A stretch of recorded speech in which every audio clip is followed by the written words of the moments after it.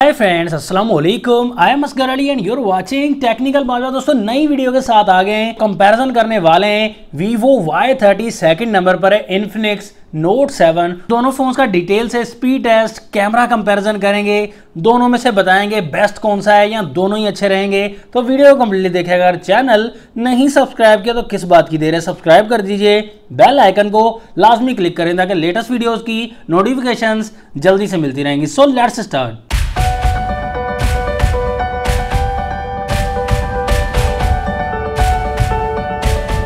तो सबसे पहले दोनों फोन्स के हम लुक एंड डिजाइन की बात कर लें। यहां पर आप कलर देखकर घबराना नहीं दोस्तों, दोनों में कलर ऑप्शन दिए गए हैं। दोनों में शाइन बराबर मिलेगी, काफी ज्यादा शाइन दी गई है।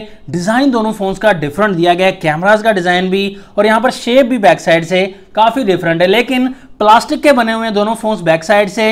यहां पर स्क्रैचेस का खतरा दोनों के बैक साइड पर रहेगा, कवर लाजमी लगा कर रखिएगा। दोनों की प्राइस की बात करें, थोड़ा सा डिफरेंस है। इन्फिनिक्स नोट 7 में 2 वेरिएंट्स आते हैं, 4GB RAM 128GB internal storage 27,000 में, 6GB RAM 128GB internal storage 29,000 में। तो Vivo Y30 में 4GB RAM 64GB internal storage मिलती है, 28,000 रुपीज में हमें ये मिल जाएगा। तो फोन्स के बैक साइड पर 4 कैमरास दिए गए हैं। मेन कैमरा दोनों में डिफरेंट दिया गया है। Y30 में मेन कैमरा 13 मेगापिक्सल का है, 2.2 का अपर्चर, कम से कम 1.8 अपर्चर होना चाहिए था। Infinix Note 7 में मेन कैमरा 48 मेगापिक्सल का है, 1.8 अपर्चर। असल में 12 मेगापिक्सल होता है, कन्वर्ट टेक्नोलॉजी के जरिए 48 मेगापिक्सल डिटेल बढ़ाने के लिए किया जाता है। सेकंड कैमरा Vivo में 8 मेगापिक्सल का अल्ट्रा वाइड, इन्फिनिक्स में 2 मेगापिक्सल का मैक्रो कैमरा दिया गया है। और यहां पर थर्ड कैमरा Vivo में 2 मेगापिक्सल का मैक्रो, फोर्थ कैमरा 2 मेगापिक्सल का डेप्थ सेंसर के लिए दिया गया है। और इन्फिनिक्स में थर्ड कैमरा 2 मेगापिक्सल का डेप्थ सेंसर के लिए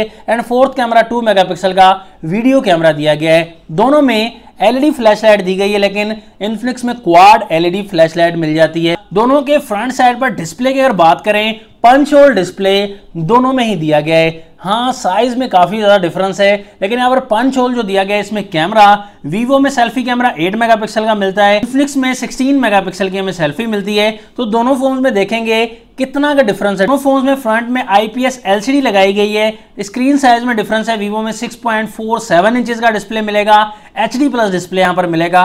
82.9% स्क्रीन टू बॉडी रेशो है, 266 PPI डेंसिटी मिल जाती है। प्रोटेक्शन मेंशन बिल्कुल भी नहीं की गई। इन्फिनिक्स में 6.95 इंचेस का बहुत ही बड़ा डिस्प्ले मिलेगा, 83.7% स्क्रीन टू बॉडी रेशो है। HD प्लस यहाँ पर भी डिस्प्ले मिलेगा, 258 PPI डेंसिटी यहां पर मिल जाती है। यहां पर भी कॉर्निंग गोरिल्ला ग्लास कहते हैं दिया गया है, लेकिन मेंशन नहीं किया गया कि कौन सा दिया गया है। अगर किसी को छोटा फोन पसंद है तो Vivo Y30 पसंद आने वाला है, फ्रंट साइड के लिहाज से, साइज के हिसाब से, क्योंकि Infinix Note 7 का साइज काफी बड़ा है। काफी लोगों को बड़े साइज के मोबाइल बहुत पसंद होते हैं। कलर डिफरेंस की बात करें, डिस्प्ले में दोनों फोन्स का कलर अच्छा है। Vivo की ब्राइटनेस भी बहुत अच्छी दी गई है, Infinix में भी ब्राइटनेस अच्छी दी गई है, लेकिन ज्यादा जो डिस्प्ले अच्छा लग रहा है वो Infinix का थोड़ा बेहतर एंड ब्राइट डिस्प्ले लग रहा है और अच्छे कलर्स प्रोवाइड कर रहा है। प्रोसेसर में दोनों फोन्स के डिफरेंस है काफी ज्यादा। इन्फिनिक्स नोट 7 में MediaTek Helio G70 मिलता है, 12 नैनोमीटर पर बेस्ड है।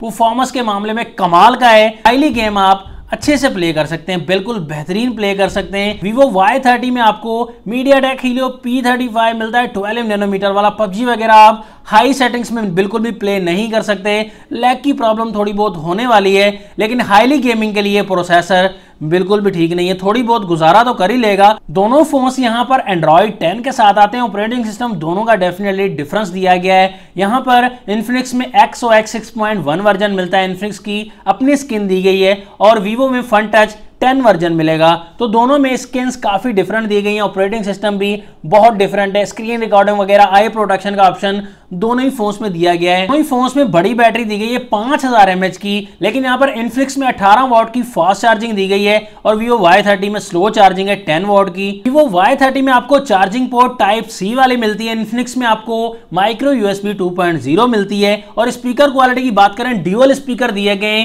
Infinix Note 7 में क्वालिटी Vivo Y30 से बेहतर मिल जाती है। दोनों फोन्स को यहां पर ऑन करेंगे, देखेंगे दोनों में से पहले कौन सा ऑन हो जाता है, और बाजी भी मार लेगा आसानी से। Infinix Note 7 पहले ऑन हो चुका है और बाजी भी मार गया है। पहले पर क्लिक कर दिया, Infinix फास्ट है। कैमरा पर क्लिक कर दिया, Infinix फास्ट है। सेटिंग ऑप्शन पर क्लिक कर दिया, इन्फिनिक्स फास्ट है। जेंडर पर क्लिक कर दिया, इन्फिनिक्स फास्ट है।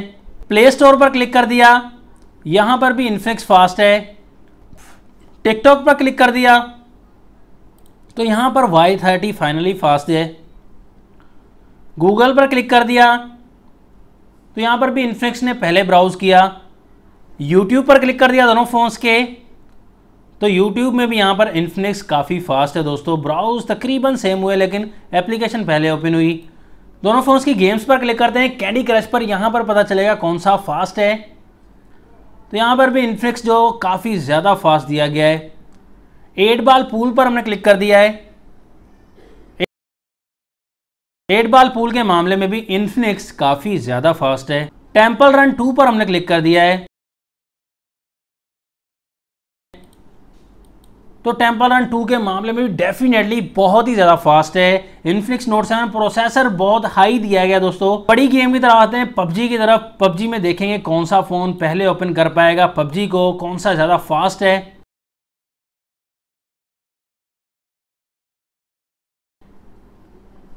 तो डेफिनेटली दोस्तों मुझे पहले ही पता था इन्फिनिक्स नोट 7 पबजी में भी पहले ओपन कर गया है और काफ़ी ज़्यादा एप्लीकेशन में, एक एप्लीकेशन में Y30 फास्ट रहा, बाकी सभी एप्लीकेशन में इन्फिनिक्स नोट 7 आगे रहा क्योंकि G70 काफ़ी अच्छी परफॉर्मेंस प्रोवाइड करता है। फिंगरप्रिंट टेस्ट करेंगे, इन्फिनिक्स का साइड पर है, Y30 का बैक साइड पर फिंगरप्रिंट है। यहाँ पर वर्किंग देख सकते हैं आप कि दोनों की सेम वर्किंग है, बैक साइड की एंड साइड फिंगरप्रिंट की। फेस आईडी का मामला देख सकते हैं, यहाँ पर फेस आईडी के मामले में इन्फिनिक्स नोट 7 क्विक रिस्पॉन्स कर रहा है। जैसे ही बटन दबा रहे हैं अनलॉक कर रहा है फेस आईडी को। Y30 थोड़ा टाइम ले रहा है। तो यहाँ पर मेन टक्कर आई थी कैमरा की, 48 मेगापिक्सल यहाँ पर कैमरा दिया गया इन्फिनिक्स में एंड 13 मेगापिक्सल का मेन कैमरा वीवो में दिया गया है। लेकिन रिजल्ट में आप क्लियर डिफरेंस देख सकते हैं दोस्तों।